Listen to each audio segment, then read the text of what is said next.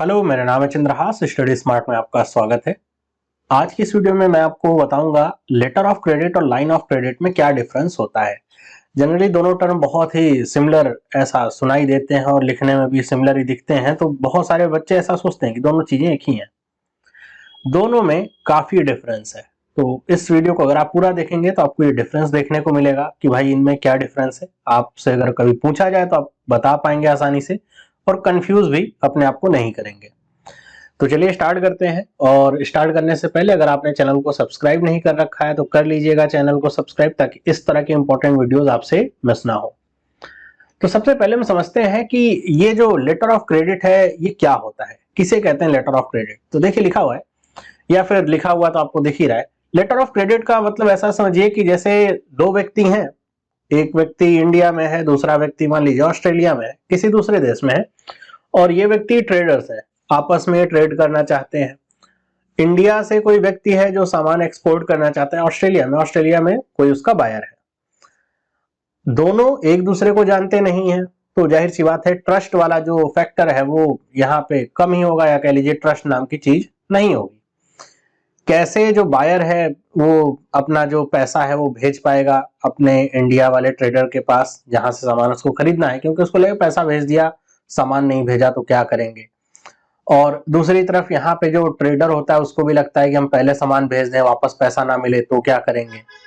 तो जहां पे ट्रस्ट वाली इशू आता है या फिर जहां पे ट्रस्ट फैक्टर रहता है दो लोगों के बीच में और जो व्यापार कर रहे हैं इंटरनेशनल ट्रेड में है, तो वहां पर ये जो लेटर ऑफ क्रेडिट है ये काम में लिया जाता है। क्योंकि अगर ऐसा सोचें कि ट्रस्ट कर ही नहीं सकते या फिर ऐसा स्थिति बनी रहेगी डेडलॉक वाली, तो फिर व्यापार जो है इंटरनेशनल हो ही नहीं पाएगा। एक बार जब चीजें शुरू हो जाती हैं तो फिर बाद में ट्रस्ट बन जाता है, फिर आसानी से बिना लेटर ऑफ क्रेडिट के भी व्यापार होता है। तो ध्यान रखिए, लेटर ऑफ क्रेडिट कोई मैंडेटरी ऐसा टर्म नहीं कि आप पहला अगर कहीं ट्रेड करने जा रहे हैं तो लेटर ऑफ क्रेडिट का ही यूज करना होता है। कोई मैंडेटरी टर्म नहीं है, लेकिन इसको एक सेफ्टी मेजर के तौर पे यूज किया जाता है ताकि दोनों तरफ की जो पार्टीज रहें उनको एश्योरिटी रहे अपने अपने टर्म्स की। तो लेटर ऑफ क्रेडिट क्या होगा, तो जैसे मान लीजिए कि इंडिया से कोई एक्सपोर्ट करने वाला व्यक्ति मतलब सामान बेचेगा, ऑस्ट्रेलिया वाला खरीदेगा। तो इंडिया वाला व्यक्ति क्या कहेगा कि आप पेमेंट करोगे कि नहीं करोगे, हमको इसकी एश्योरेंस चाहिए। मतलब हमको क्या चाहिए, एक एलसी चाहिए, लेटर ऑफ क्रेडिट चाहिए। तो हम अगर एग्जांपल के तौर पे समझें कि ये व्यक्ति कहां पे है, ऑस्ट्रेलिया में है, और ये व्यक्ति कहां पे है, इंडिया में है।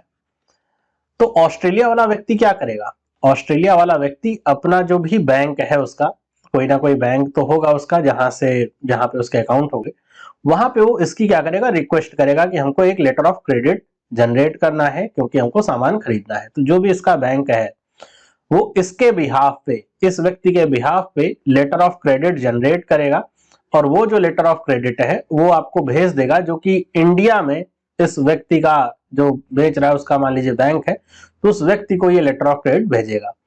तो ये जो लेटर ऑफ क्रेडिट आपका होगा जो कि प्राप्त हुआ है, इसमें क्या क्या चीजें रहेंगी, सारी डिटेल, प्रोडक्ट डिस्क्रिप्शन वगैरह, वही सारी चीजें, कितने का है वो सारे सब कुछ, कितनी पेमेंट करनी है। तो ये बैंक जो इंडिया में रहेगा वो अपना जो भी वेरिफिकेशन वगैरह का काम है वो करने के बाद ये जो लेटर ऑफ क्रेडिट है ये जो इंडिया में सप्लायर है इसको दे देगा कि ये आपका लेटर ऑफ क्रेडिट यहाँ से मिला है। तो जब ये इसको लेटर ऑफ क्रेडिट ऐसा मिल जाएगा, समझिए कागज ही है कि लेटर ऑफ क्रेडिट इसको प्राप्त हो गया, तो इसको इस बात का एश्योरेंस हो जाएगा कि अब मेरा पैसा रुकेगा नहीं, क्योंकि अब मेरे पास लेटर ऑफ क्रेडिट है। ऐसा नहीं होगा कि मैं सामान भेज भी दूंगा उसके बाद सामने वाला पैसा नहीं देगा, नहीं देगा। अगर तो मेरे पास लेटर ऑफ क्रेडिट है, और या फिर अब जो पैसे का लेन देन होगा लेटर ऑफ क्रेडिट के थ्रू ही होगा, मैं इधर से सामान भेजूंगा, लेटर ऑफ क्रेडिट लगाऊंगा, और लेटर ऑफ क्रेडिट के बिहाफ पे जो भी मेरी पेमेंट है वो मुझे प्राप्त हो जाएगी। तो ये एश्योर हो जाएगा। तो क्या होगा कि जब इसको लेटर ऑफ क्रेडिट मिलेगा, अब ये जो सामान है जो डिमांड करी गई है इस ऑस्ट्रेलिया वाले व्यक्ति के द्वारा, वो इस सामान को इसे क्या करेगा, भेज देगा।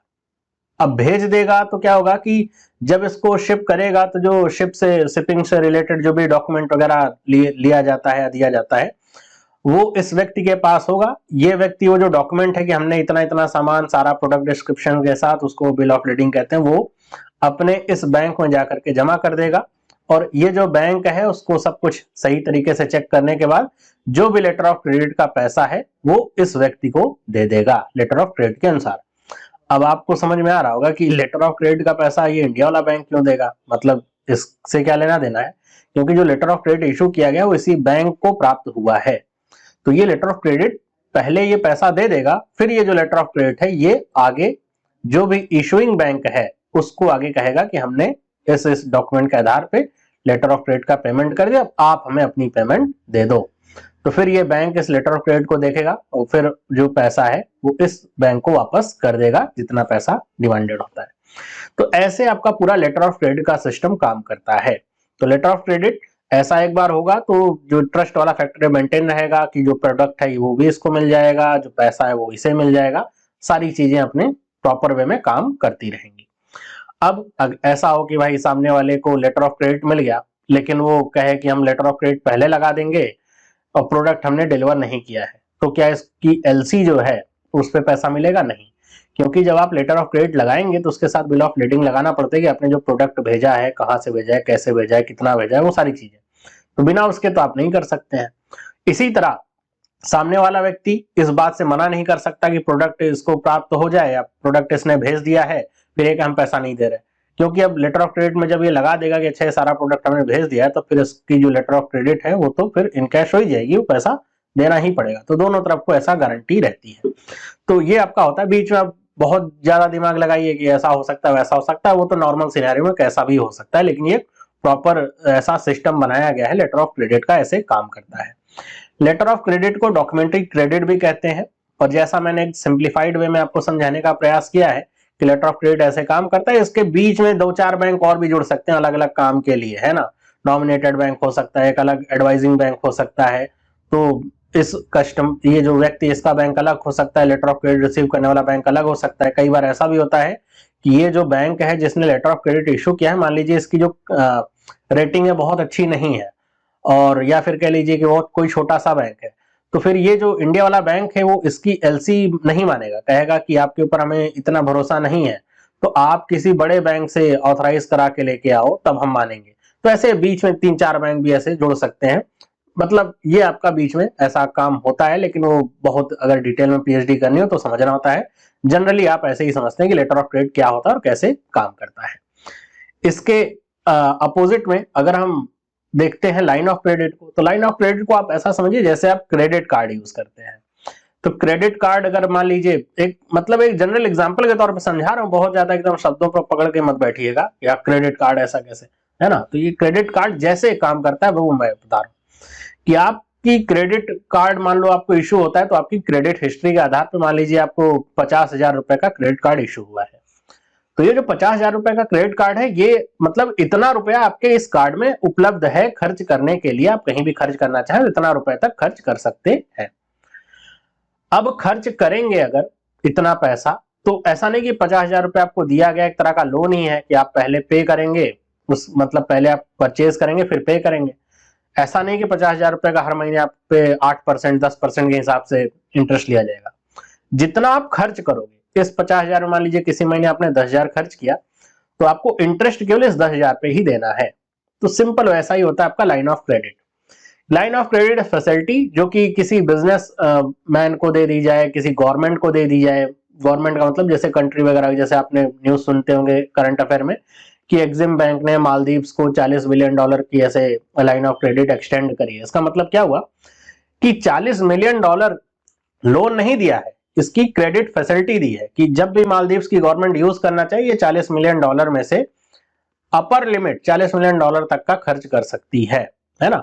और क्रेडिट कार्ड की तरह ही ये ऐसा नहीं होगा कि एक बार आपने 10,000 निकाल लिया तो आपकी जो क्रेडिट कार्ड में मान लीजिए 40,000 रुपए बचा है, फिर आपने इसको वापस लौटा दिया 10,000 जो आपने लिया हुआ था, तो फिर से वो 50,000 वापस ही हो जाता है। ऐसा नहीं होगा कि अब एक बार 10,000 निकाल लिया तो अब 40,000 ही बचा है, नहीं, वापस आप लौटाओगे तो आपकी लिमिट उतनी ही रहती है। वैसे ही इसे भी आप मल्टीपल टाइम यूज करते रहते हैं।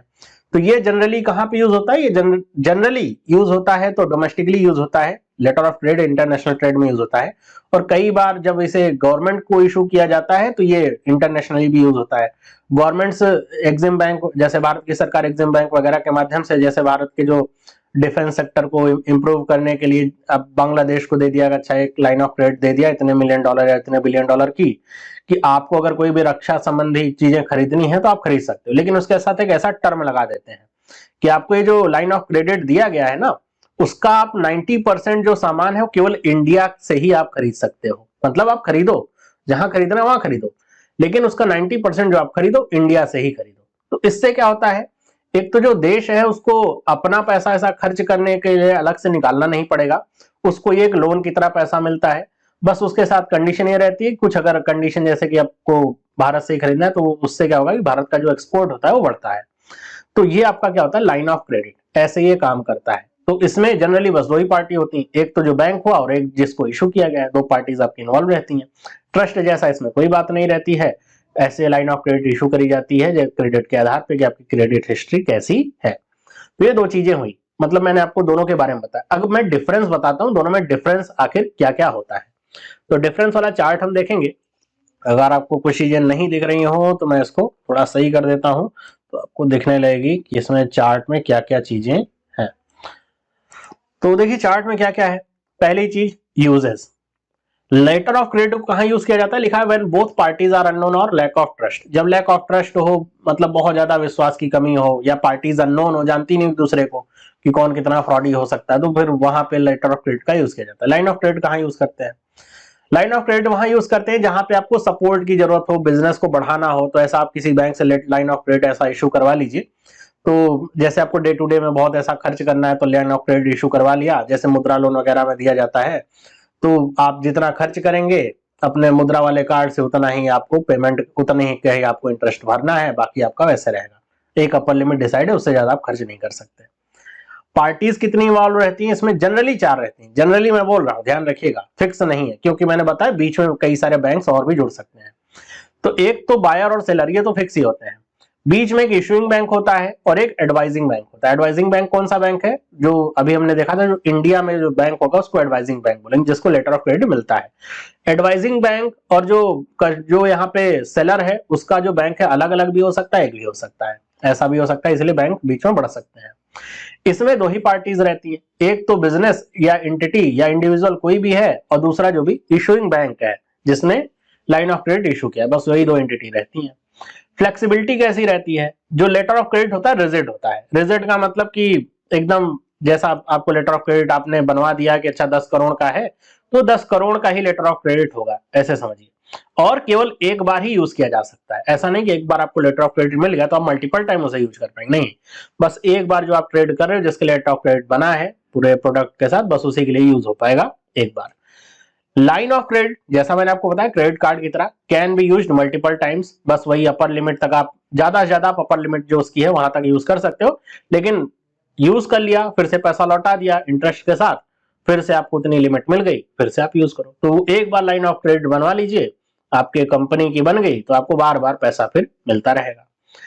इस पे इंटरेस्ट कोई लिया जाता है क्या, लेटर ऑफ क्रेडिट पे जनरली कोई इंटरेस्ट नहीं लिया जाता है, लेकिन इस पे एक फी ली जाती है लेटर ऑफ क्रेडिट बनाने के लिए। और दूसरी चीज, लेटर ऑफ क्रेडिट जो भी बैंक इशू करता है उसके लिए, मतलब जैसे अगर मैं जाऊं कि लेटर ऑफ, मुझे को कहीं अगर अमेरिका से कोई सामान मंगवाना है तो वहां का जो सेलर है उसने कहा लेटर ऑफ क्रेडिट मुझे चाहिए, तो मैं अगर जाऊंगा बैंक में लेटर ऑफ क्रेडिट बनवाने के लिए, तो ऐसा बैंक वाले मुंह उठा करके लेटर ऑफ क्रेडिट बना के नहीं दे देंगे। वो कुछ ना कुछ आपसे, अच्छा गिरवी के लिए ऐसा कोलेटरल आप मांगते हैं कि आप कुछ ना कुछ उतने ही कीमत का रखें कि पता चले आप भी ना पैसा दे तो बैंक वाले थोड़ी ना उसका हर्जाना भरेंगे। तो कोलेटरल रख करके ही लेटर ऑफ क्रेडिट आपका दिया जाता है। लेकिन लाइन ऑफ क्रेडिट में तो आपको पता है कि ये आपका इंटरेस्ट के साथ आता है, जितना पैसा आप लेंगे उतना ही इंटरेस्ट आपको देना पड़ेगा, उतने का ही देना पड़ता है ना। इसमें देखिए फी रहती है, लाइन ऑफ क्रेडिट में भी फी रहती है। ज्योग्राफी मतलब कहां पे इस्तेमाल होता है जनरली, तो इंटरनेशनल ट्रेड में, और ये कहां इस्तेमाल होता है, ये आपका इंटरनेशनल में भी इस्तेमाल होता है, लोकली ज्यादा इस्तेमाल होता है। इंटरनेशनल वाला एग्जांपल मैंने बताया, जैसे एग्जिम बैंक वगैरह है, बांग्लादेश को या फिर ऐसा यूक्रेन को या फिर मालदीव्स को या मंगोलिया को ऐसा दे दिया लाइन ऑफ क्रेडिट कि आपको सामान खरीदना है खरीद सकते हो। भारत का एक्सपोर्ट बढ़ाने के लिए कंडीशन लगा दी 90% आप भारत से ही खरीदो या 80% आप भारत से ही खरीदो। तो ये है लेटर ऑफ क्रेडिट और लाइन ऑफ क्रेडिट में डिफरेंस। उम्मीद करता हूं आपको समझ में आया होगा। ये जो डिफरेंस है अपनी तरफ से मैंने एकदम जनरल टर्म में आपको समझाने का प्रयास किया है, दोनों के बीच का जो डिफरेंस है। बाकी अगर कोई और सवाल हो तो आप पूछ सकते हैं। इस चक्कर में पड़ रहे हो कि इसका इंटरेस्ट कितना जाता है, तो आप अपना समय वेस्ट कर रहे हैं। ये तो डिपेंड करता है कि भाई सामने वाला बोरोवर कौन सा है, कहाँ से लिया जा रहा है लाइन ऑफ क्रेडिट, वो सारी चीजें, जो चीजें हैं उस पर ध्यान रखिए जो पूछी जाती हैं, उन चीजों पे नहीं कि जो कि भाई ये सफेद कागज में बनेगा काले कागज में, तो उस चक्कर में पड़ेंगे तो समय वेस्ट करेंगे। बाकी आपको और भी इस तरह के टॉपिक्स अगर डिफरेंसेस या कुछ भी नहीं समझ में आते बैंकिंग अवेयरनेस के, तो आप मुझे कमेंट करके बता दीजिएगा, मैं उन सभी पे वीडियो बनाने का प्रयास करूंगा। मिलते हैं अगली वीडियो में, तब तक के लिए सभी लोगों को बाय।